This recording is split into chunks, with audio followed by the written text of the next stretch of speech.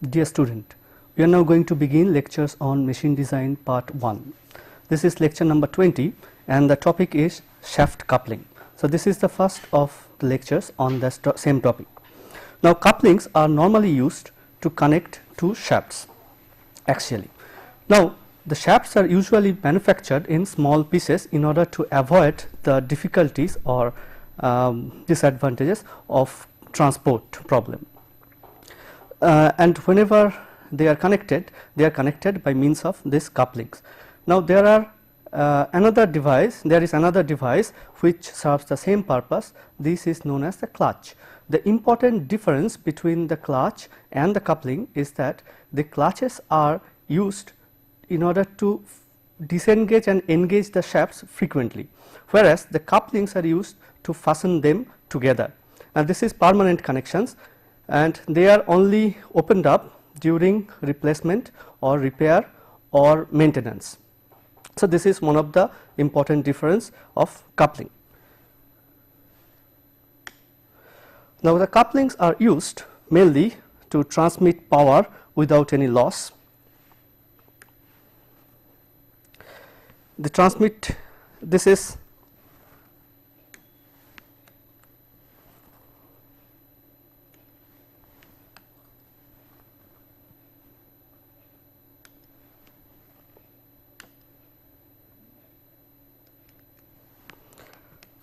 Now, this is what we want to say, that transmit power without any loss, that is very much expected. And second, provide for shaft misalignments. Now, shafts are normally installed without any misalignment, but because of various reasons there will be inevitable presence of misalignments. Now, the misalignments may be of different types. Let us see, suppose we want these shafts to be connected this way. So, this is the ideal situations, two shafts axially connected in this fashion, and there is no misalignment. There may be misalignment, for example, one shaft is here. So, this one is ideal. There may be misalignment when one shaft is here and the other shaft, the axis of that shaft is offset by certain distance delta. This is one kind of misalignment. There may be another kind of misalignment, that is, there is one shaft, the other shaft is skewed a little bit by an angle alpha. This is one such misalignment. There may be a combination of these two, that is, a shaft may be there and the other shaft is both angularly misaligned, there is angle alpha between these two axes and there is offset delta. So, there are four kinds of misalignments and those are to be avoided, but normally this misalignment occurs in practice and it is difficult to avoid. Then we have provisions, that is, couplings are to be used in order to provide for end movements of the shaft.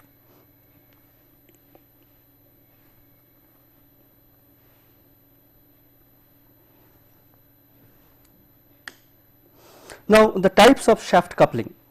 There are two principal types of shaft coupling. One is rigid coupling and another is flexible coupling. As the name suggests, the rigid couplings are couplings without any flexible member. There are different kinds of rigid couplings. We have to discuss four which are the principal types of rigid coupling, namely the first one is flange coupling. This is the most commonly used coupling. The second one is sleeve or muff coupling. The third one, clamp coupling, or sometimes it is called split muff coupling.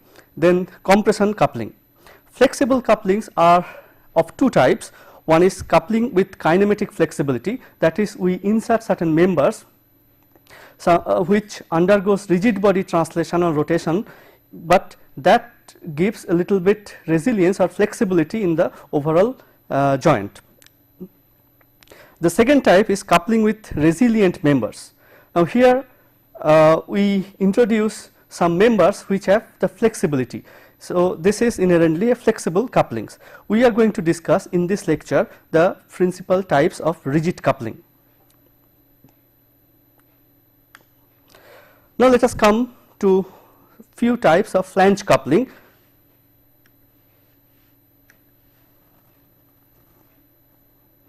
Now, flange couplings,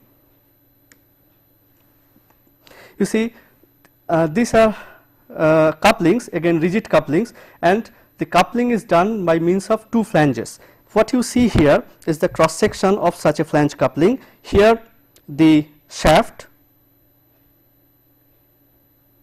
and on top of it this part which is known as the flange. It has two sections. One is here, which is a relatively thick part, it is known as hub, and this part which is relatively narrow, then this is known as the flange, and these two flanges are connected by means of few bolts. Now, bolts are arranged equispaced, angularly equispaced on a particular circle. This is known as bolt circle. Here you see the diameter of the bolt circle is d1, the diameter of the shaft is small d, and the outer diameter of this flange is d2,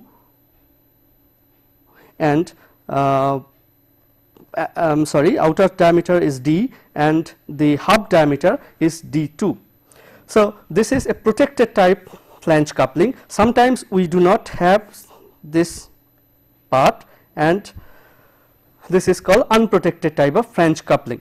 Now, why these protections? Because you know the shafts they rotate. This is the definite purpose of the shafts. Whenever they rotates, then we need some safety. Suppose something goes wrong, this bolt fails, then it may come out, and because of the large rotational speed, a havoc can occur, and so it may be catastrophic. In order to prevent this catastrophe, that is for the work safety purpose, we give this small extensions which is called the protections. Now, this is known as the protected type flange coupling. Then in some applications, for example, in both propeller shafts where the torque transmission is relatively large, there the flanges are integrally coupled, they are manufactured along with the shaft. So, this flange and shaft, they come as one piece, and they are connected by means of these bolts. Now, here you see there is no nut. This bolt is a special kind of bolt, is a taper bolt, and they make the secure connections. You will also see there are two protrusion here. So, on one side of the flange there is a little protrusions, and on the other side there is a recess made. What are the purpose of that? So, these are called resistors, and the purpose is to align these two shafts. Sometimes other kinds of alignments are also done, for example, by keeping some rings over here on the top of the surface of the flange. So, these are few kinds of flange coupling.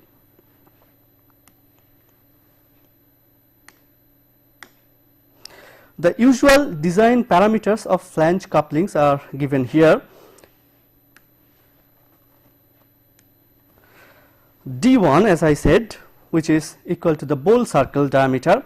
This is roughly taken to be twice d, small d, that is the diameter of the shaft, plus 50 in millimeter, that is 50 millimeter, or it may be 3d. Now, why all this? Because the couplings are now manufactured by different manufacturers, and so we have to come to a standard. So, these are normally the standard follows unless otherwise specified to the manufacturers. There are catalogs available from the manufacturers, and we will have to look up into those catalogs to find out exact diameter, but what you see here are normally the usual diameters or usual dimensions maintained in practice. D2, which is the hub diameter, is 1.5 times d plus 25 millimeter, or it may be twice of diameter of the shaft. Everything is mentioned in terms of the diameter of the shaft. The outer diameter is 2.5 times d plus 75 millimeter, or roughly 4d. Length, which is quite important, it is about 1.25 times d plus 18.75 millimeter. You see this odd figure, but these are standards. Tf, the width of the or the thickness of the flange, which I have told in the last slide, is 0.5 d, and n, that is the number of bolts, which that may be 3 for d up to 40 millimeter, 4 for d up to 100 millimeter, 6 for D up to 180 millimeter. So, these are the usual dimensions which are maintained in practice.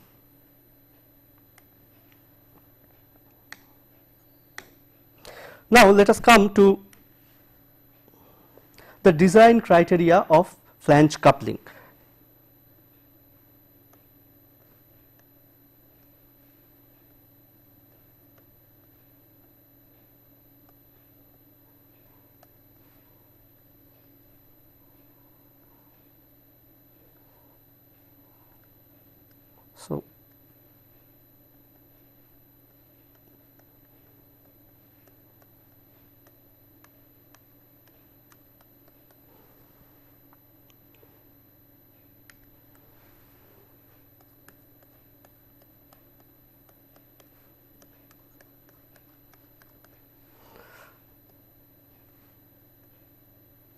So, these are the two flanges which are connected by bolts.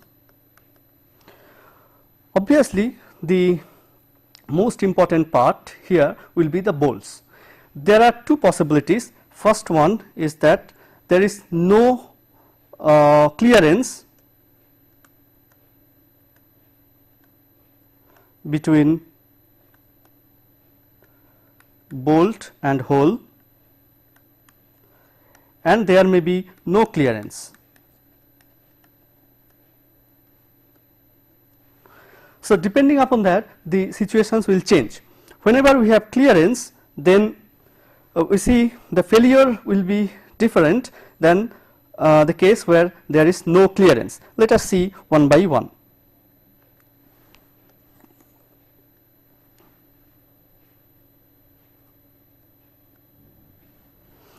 Whenever there is clearance, then the bolts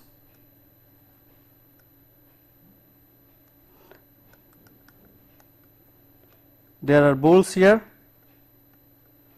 different bolts on the circle, bolt circle, and the main pressure, that is the flanges, are connected because of the friction force developed by the normal force, and this normal force is given by the bolt. Let us say there are n such bolts and each bolt is given a tension F. So, the total force on the flange, on each flange, will be Nf. Now, assume that the force is uniformly distributed, that is, the pressure is uniformly distributed. So, therefore, using the uniform pressure theory, the overall torque capacity will be equal to Nf times mu times this distance, that is the equivalent distance, which is equal to let us say d equivalent, and as we have derived in the lecture on power screw, thus d equivalent is twice third r o cube minus r inner cube divided by r o square minus r inside square. So, this is the torque transmission. Now, this torque transmission will be the same as the transmission on the shaft, and if you use this formula, then you get F. Now, F is related to AT, or let us say AB, the bolt cross sections. Now, this will be the minimum cross sections, that is at the at the root of the thread, times sigma tension allowable. Now, this is equal to, again, sigma tension allowable will be equal to SY divided by some factor of safety. Now, knowing all this, we can find out the AB. Now, there is another way of failure, that is by the crushing of the bolt. How does it occur? Let us see.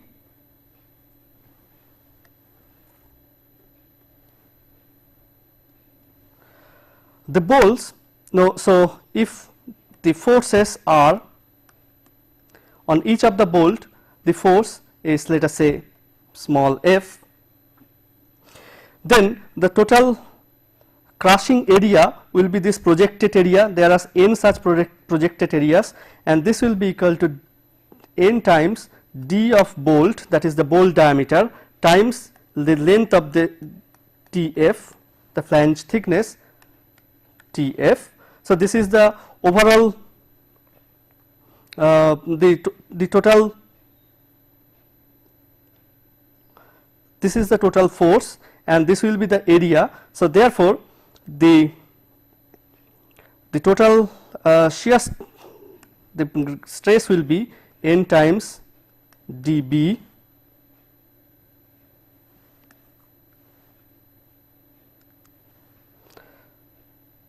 times Tf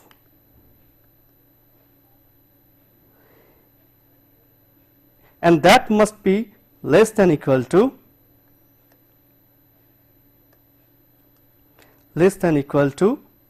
the sigma bearing stress, and sigma bearing stress will be equal to about twice that of S of,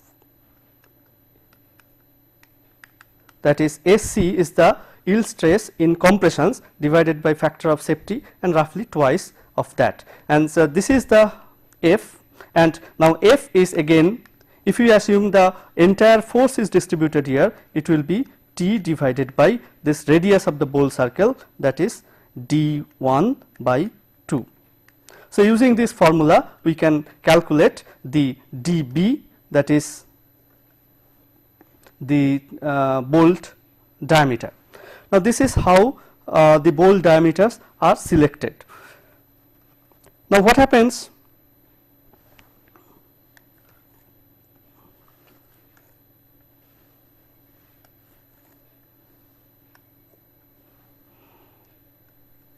What happens when there is no clearance? Then of course, the failure mode will be the shear across this surface.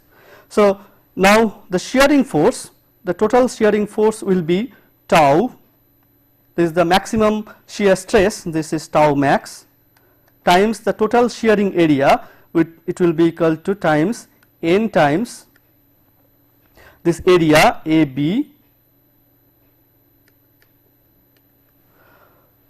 This is the total shear force, and that is when multiplied by d1 by 2 should give T, the torque transmitted, and therefrom we may calculate AB. Now, the tau allowable, that is tau max, will be equal to, it is normally taken to be 0.6 times Sy by Sf, that is 0.6 times the allowable tensile stress, which is equal to yield stress divided by factor of safety, roughly taken to be 2 to 3.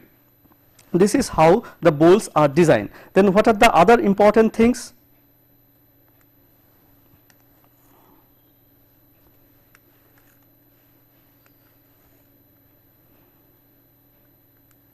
The other important things will be this half diameter, which is known, which was named D1, D2.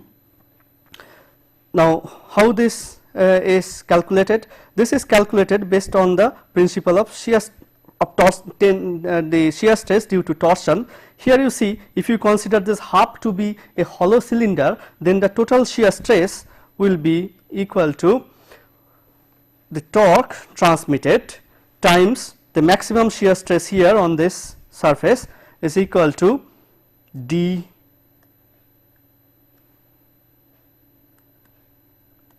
by 2 divided by pi by 32.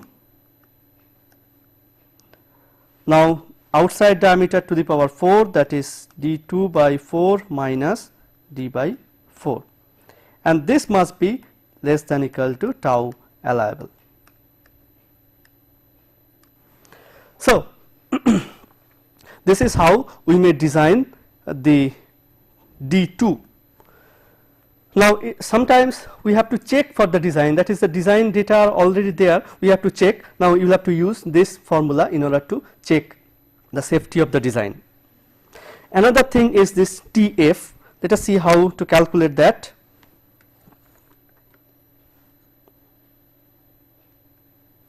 Now, the TF, when you take this part of this flange, then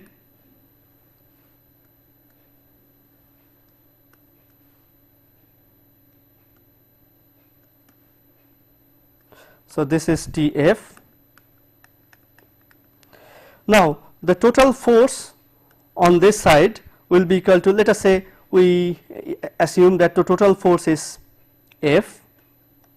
Now, that divided by the area will be the shear stress. The total area is pi times, let us say here. So, pi times d2, always say d2 is here, pi times d2 times Tf.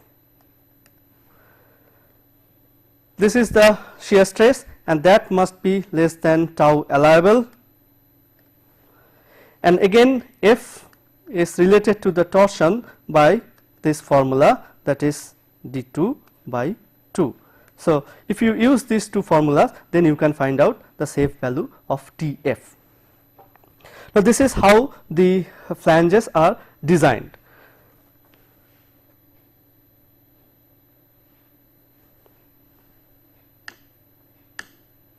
Now, come to another type of coupling, which is known as slip or muff coupling. Here what you see is the shaft, this is the part of the shaft, and there is a rigid slip attached on the top of this shaft, and these are fixed by means of a key, what you see here, and this key may be of different types. What you see here is a give headed sunk type key, but there may be other kinds of key, for example the Woodruff key, or the pins may be there, or what you have already learned in screw, that is there may be set screw also used in connecting the slip to the rod. Now, normally there are two situations. The this muff or the slip is put on the top of the shaft by means of press fit or interference fit, or by means of keys. Now, oftentimes the both interference fit and the keys are used. Now, what you see here, the usual design data d, which is the outer diameter of the slip, is equal to 2 times d plus 13 millimeter. Again, this is again taken from the standard, and L is normally taken to be 3.5 times the diameter. Now, what will be the important design criteria here? Of course, the first design criteria will be that the stresses in the key, if the key is the main load bearing member. Sometimes keys are not main load bearing member, but the torque is transmitted by the friction force generated on this surface. Here the friction force is generated because of the interference fit.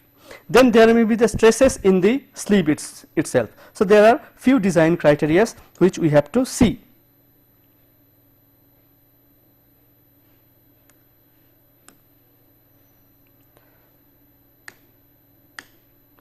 Now, let us look at the design criteria of slip coupling.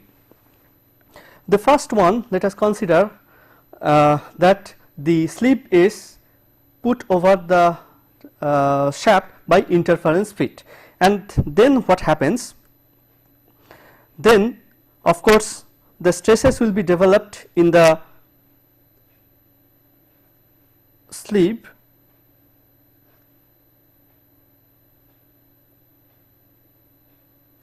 Now, this is the outer diameter d, and this is the inner diameter, which is equal to, this is that of the slip, and this is the inner diameter, that is that of the shaft, and this is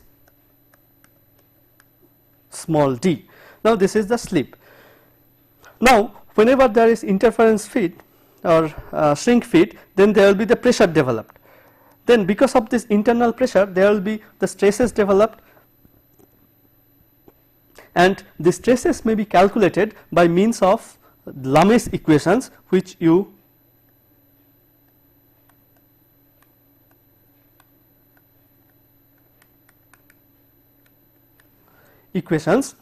which is sigma r, that is there will be both radial stress and circumferential stress. So, if you draw sigma r and there will be sigma theta. So, there will be both radial stress and circumferential stress, and those are given by this formula, that is C2 divided by r square, and sigma theta is C1 plus C2 divided by r square. So, they vary in inverse proportional of r square.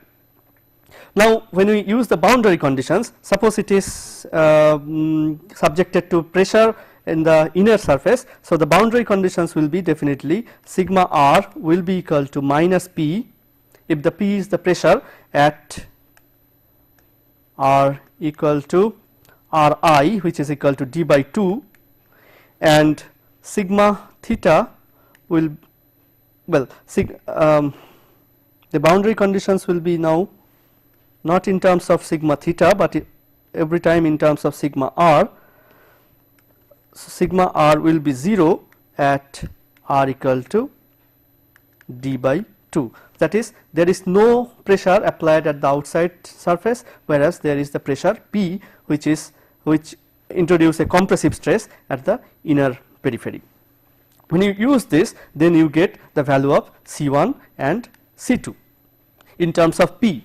Now, whenever there is interference fit, then the problem is little complicated. There what you get is, you cannot get P directly, but you will have to use the kinematic relationship. So, in case of interference fit,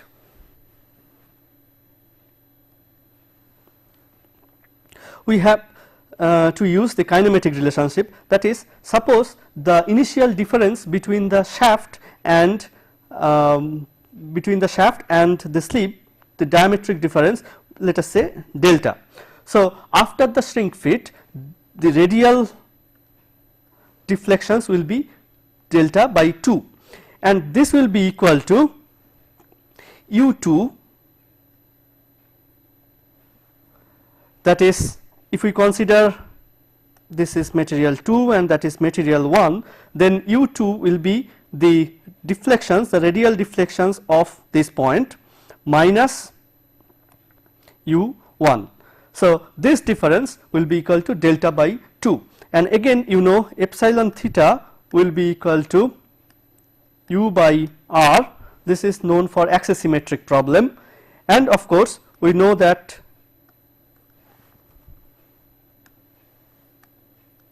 sigma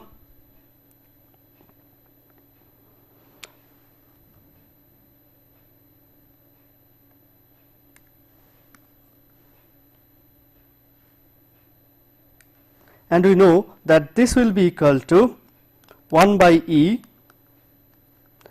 epsilon sigma theta minus nu sigma r. So, this is a generalized Hooke's law. When you use all these equations, then you get the following thing, that is, the pressure will be equal to delta E by 2 internal radius times 1 minus d by d square. So, from this we get the value of P. Now, once this P is calculated, that is, knowing this value, we can calculate P. Of course, here we have assumed that these materials are the same, they are, that is, they have the same Young's modulus and Poisson's ratio. Then this P once known, then we can calculate the torque transmitted. The total force on the circumference will be equal to P times mu, and the area, that is equal to pi times d times L, the length of the slip. This is the total force times d by 2, and that will be equal to the torque. So, this is the torque capacity of such a slip, that is such a coupling. Of Of course, from here we can find out various things, that is we can find out the bursting pressure inside sigma theta and sigma r, etc., knowing this P and knowing this Lame's equations, and this sigma r and sigma theta must be less than some limiting value or allowable value. Now let us come to the situation where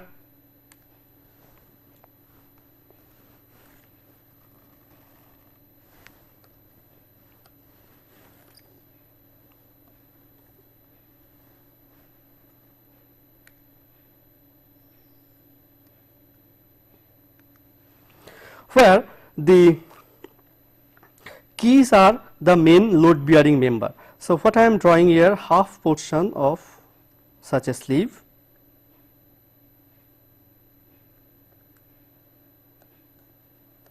so this is the half of the sleeve. Here this is the key, is the main load bearing member. Now you have to calculate the design, that is the width and height of the key, but this I leave that to you because now you know how to design such a key. Once the key is designed, then we have to check for the pressure or the stress inside the sleeve. What you see is that there the stresses will be developed. Here we have the pressure which is transmitted from the shaft through key to the, from shaft to key to the sleeve, and that causes a tensile stress over here. So whenever such a situation occurs, then there is a possibility that it may break from this point. Now we have to calculate the tensile stress.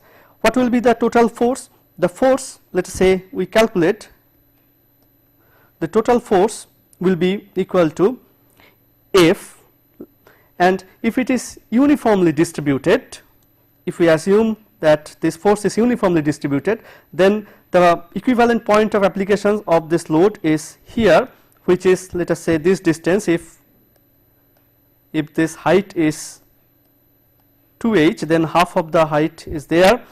So this distance will be equal to d by 2 plus h by 2, and that will be equal to torque. Now this is how we calculate F, and the stress will be, stress over these sections will be then sigma is equal to F divided by this area, and that will be equal to the length of the sleeve times this length, which is equal to x, say, and that must be equal to less than equal to sigma allowable. How to calculate x? That comes from plane geometry. What you see here, suppose the width is w, then you can find out if this diameter is, let us say, capital D, then what you have is x will be equal to, now that you can easily find out, this will be equal to this is D, so d by 2 square minus w by 2 square minus h minus small d by 2 square minus w by 2 square. So this is how we calculate x. That is plain and simple. If you consider two triangles, two right angle triangles here, and then this equation comes automatically. After having calculated this value, you can check for the stress sigma, and that must be less than this allowable stress. So this is how we have to check. The other stress, of course, which is very important,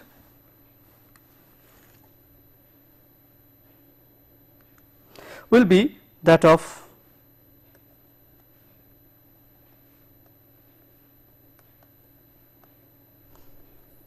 the shear stress.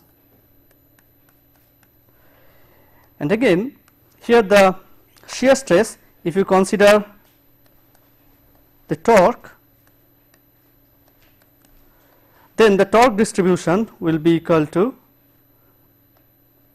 here the maximum torque is T, and that occurs in that sections, and in that case the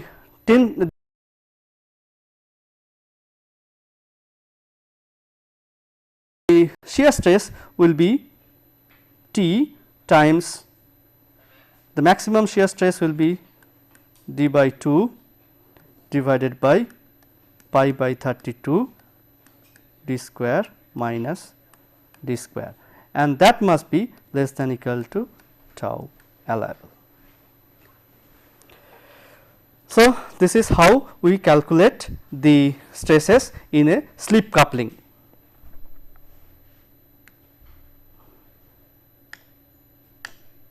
Now, we come to another type of coupling known as the clamp coupling. This is sometimes called the split muff coupling also.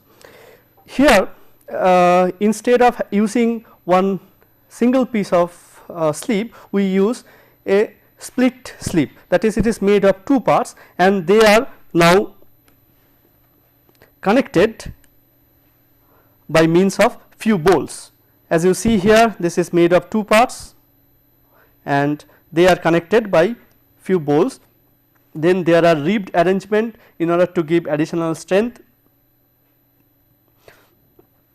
Now, here the design parameters which you see here, this will be the same, almost the same as that of the sleeve bearing slip coupling, and the length is also the same. But what will be the important design parameter here? The design parameter will be definitely the failure of the bolt, which here the bolts may fail. So, we have to consider the failure of the bolts, which we do now.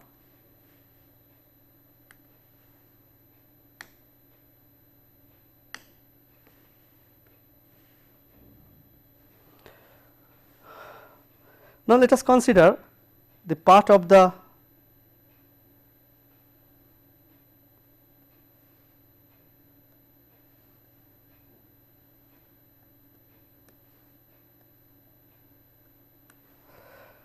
sleeve and we have bolt here. Now, let us assume that each bolt is given a force, a clamping force F. So, if there are n such bolts, then the total clamping force will be N F, and this is supported or balanced by pressure developed. So, the pressure will be equal to the projected area times the uniform pressure. So, projected area will be d times L, the length of the sleeve, times P. So, this is how we calculate P.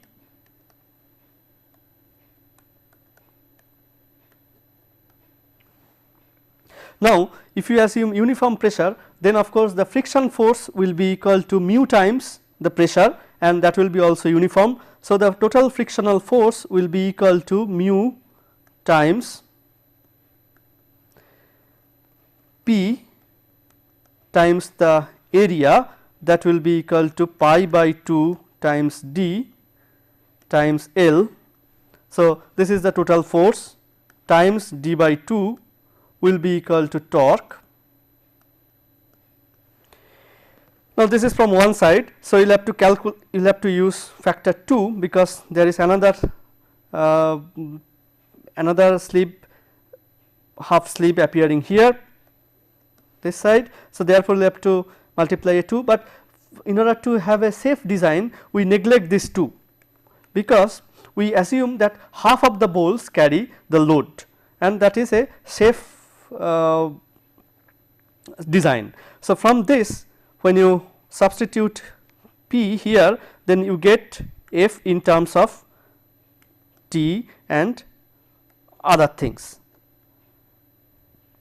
D, etc., etc. So, you get everything in terms of T, and if F is a bolt times the sigma allowable, that is the, this is the allowable force, the maximum force available. From this we calculate the bolt diameter looking up at the table. So, this is one such example of the torque transmitted by the friction, as you see here. Then of course, the other forces or other stresses in the members will be same as that of the slip bearing, which we are not going to say right here. We now come to the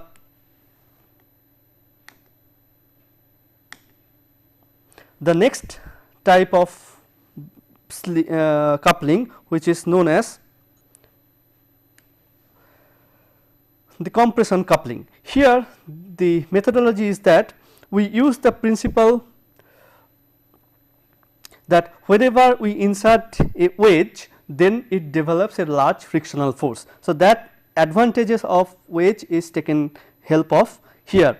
What you see here, this is the cone type sleeve, you see the cone, and this is the shaft, and this will be a double cone type. These are again split types of cones, but they are wedge. So, they have a wedge actions, and the axial force to this wedge is given by tightening the bolts. The bolts are made square cross sections in order to have a larger tightening force on the nut. The usual dimensions are written here. This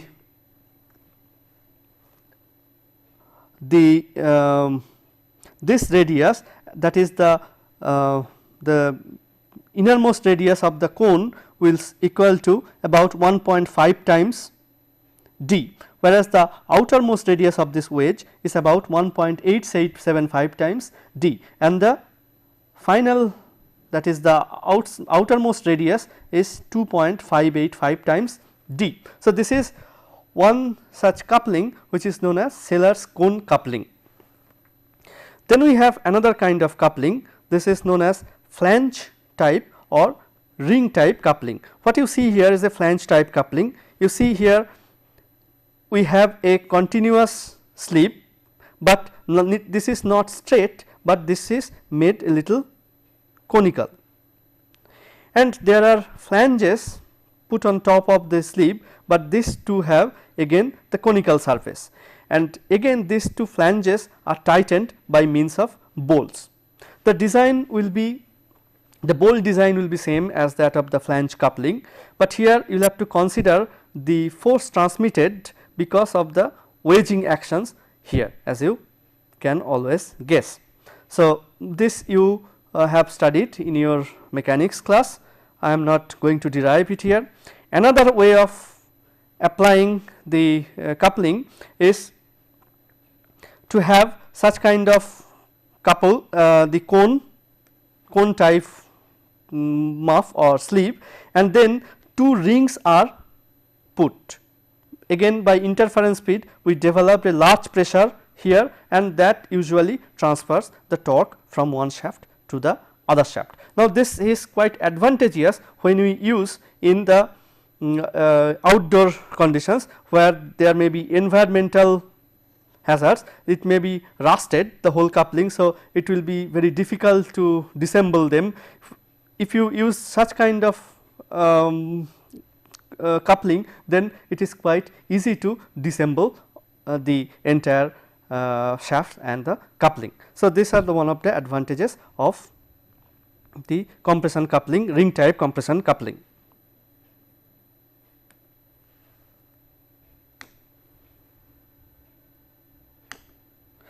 Now, we come to one of the very important factors here, that is the service factors for typical machines. What is meant by service factor? Now, every time I designed with a constant torque, and how to rate this torque? This torque may be rated from the diameter of the shaft. So, this is the maximum torque which could be transferred, but usually it seldom happens that the torque is constant, because the shafts are used to drive various machines. So, there will be definite some fluctuations of the torque. So, the total torque will be equal to T fixed torque, that is the static torque, plus T dynamic torque. So, this T dynamic torque varies from machine to machine, and we have to take this as a factor here on the static torque. So, whenever we have a static torque, that is, this is fairly known, then we have to multiply by this factor. And how to derive this factor? Again, these are derived only from the previous experience. So, this is known as the service factor. Let us see the typical service factors. Now, machines with small accelerated masses, here you see the service factor is 1 to 1.5. Then the medium masses and variable load, that happens in, for example, in piston compressors, in planers, in grinding mills, and the service factor is taken to be 1.5 to 2. Then heavy masses and shock loads, here the service factor is 2.5 to 3. The usual machines where this heavy masses and shock load occur is some examples are power hammers, rolling mills and ball mills. So, there are various other machines also available, and these are fairly tabulated, and the coupler manufacturers, they provide all this data. So, whenever you have to select the coupler, then you will have to look for the typical service factor. If the machinery is now powered by IC engine, then K is increased by 20 to 40%. Now, that is very important, because IC engines, all of you know that the force or the torque transmitted by IC engine is very irregular. For example, in a 4-stroke engine, we have in one stroke there is a large compressions. So, there is a large power stroke, here the force is very large, and in another stroke there is a small force also, but in 2 other strokes there are practically no force. So, therefore, whenever we have IC engines, then the fluctuations in the torque is very large. Therefore, in case of IC engines, we have to increase K by a factor of 20 to 40%. Now, the larger value being for small number of cylinders. Whenever we have multiple cylinder IC engines, then that fluctuations could be little bit reduced, and that is the advantage of multi-cylinder engine. Whenever we have multi-cylinder engine, then the power strokes happen in one cycle. In 4-stroke there is one power stroke, but now for n cylinders there will be n such power strokes. So, the distribution is little bit even. So, whenever we have larger value, then we that happens for small number of cylinders.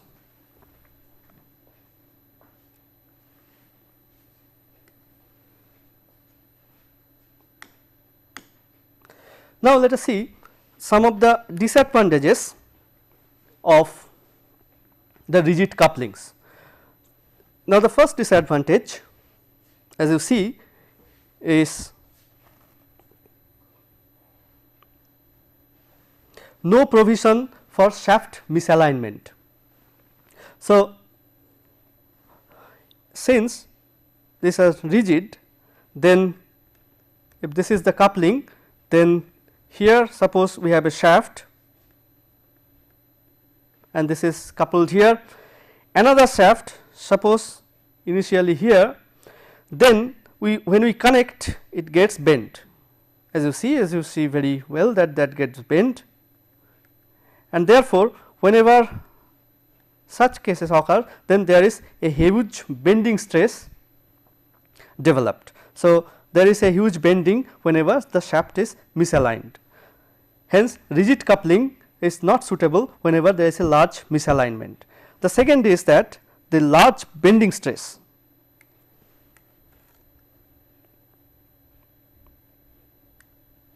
Large bending stress, here you see, take for example a beam which is supported on two such simple supports, then of course, there is no bending stress here, that is from the conditions, kinematic relationship of such kind of support, but a rigid coupling is taken to be a fixed clamp. So, therefore, whenever we have rigid coupling, then there will be a large bending stress developed. If you compare this with a cantilever beam which has again fixed end, then you see the bending stress will be maximum here, right. So, large bending stress is developed.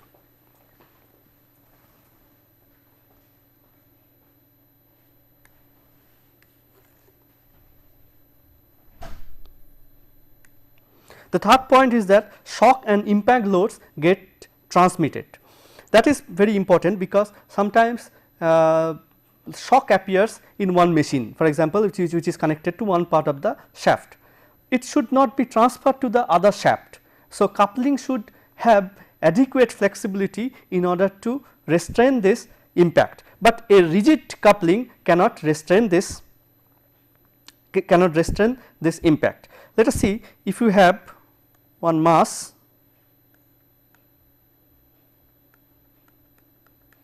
and a flexible object which has flexibility, that is stiffness k, if you have this force F0 cosine omega t, that is a variable force with a frequency omega, then you see the total force transmitted on the other side, that is on the base, will be k times the displacement,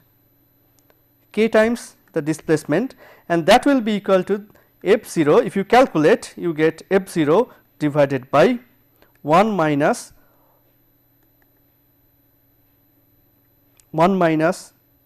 omega by omega natural square, where omega natural is the natural frequency and the omega natural square is k by m. So, whenever we increase this omega, then we see the entire force, whenever we see omega n, we increase omega n, then this becomes very, very small. So, the entire force gets transmitted through this side, whereas if we have a small value of omega n, then of course, the total force transmitted will be very, very small. So, this is one of the advantage of a flexible member, that is, if we have a large variable force here, then the transmitted force will be relatively small if the flexibility is properly chosen. But we have to avoid one condition, that omega should not be near equal to the omega n, where the force transmitted is very much increased. So, these are the disadvantages, and these above disadvantages can be reduced to some extent by flexible couplings. So, there are few kinds of flexible couplings, but we are not going to discuss today, we postpone it until the next lecture. So, for this time being, I take leave.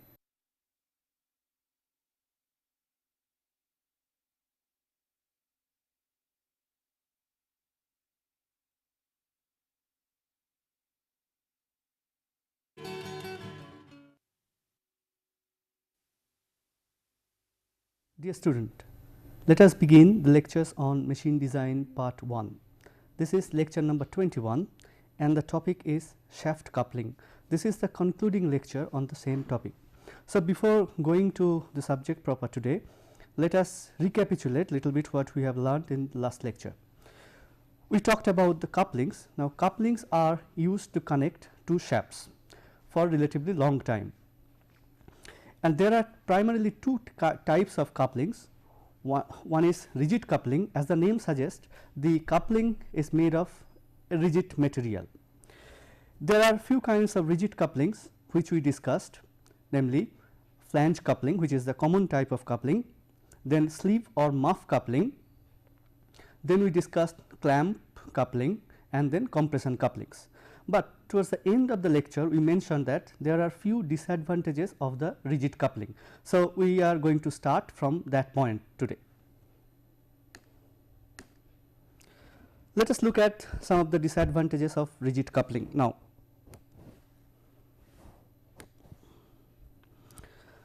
first, no provision for shaft misalignment. Now, I want to emphasize here that shaft misalignment, there may be few kinds of shaft misalignment. One may be here one shaft, another shaft here. So, there is a parallel offset, maybe shaft one here, another there. So, this is angular offset or angular misalignment, and there may be a combination of both, that is there may be an offset and angular mismatch. So, these are the three basic types of misalignments, and the rigid couplings are incapable of providing for these misalignments. Then large bending stress develops. Whenever there is misalignment, if you want to bring the shafts together, then a large bending stress is developed, and that is detrimental, because when the shaft runs, then it leads to the fatigue loading, large fatigue loading also.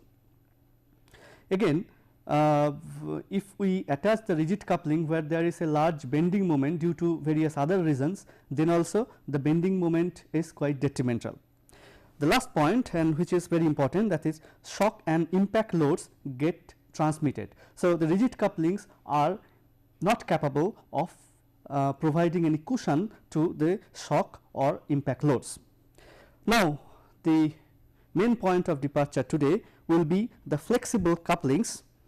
Now, these above advantages can be reduced to some extent. You will see after today's lectures that what are the extents by flexible couplings. So, let us now come to the flexible coupling.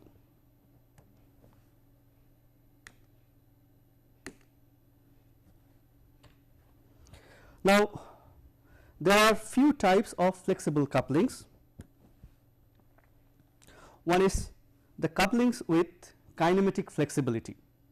That is, the flexible members or the flexibility of the coupling is made by having some kinematic pair inserted between. So, depending upon the kinematic pairs, the couplings may have different kinds of flexibility. One type is cross sliding coupling. Here we use two prismatic pairs. Universal joint, which uses spherical or special mechanism. Gear or tooth coupling, this is again a higher pair mechanism, and chain coupling, which consists of large number of revolute pairs. So, it leads to a large flexibility of the coupling. Then couplings may be of resilient members. Now, here the flexibility is brought in by with the help of the members which have their inherent flexibility. Now, the most often used flexible members are elastomers, that is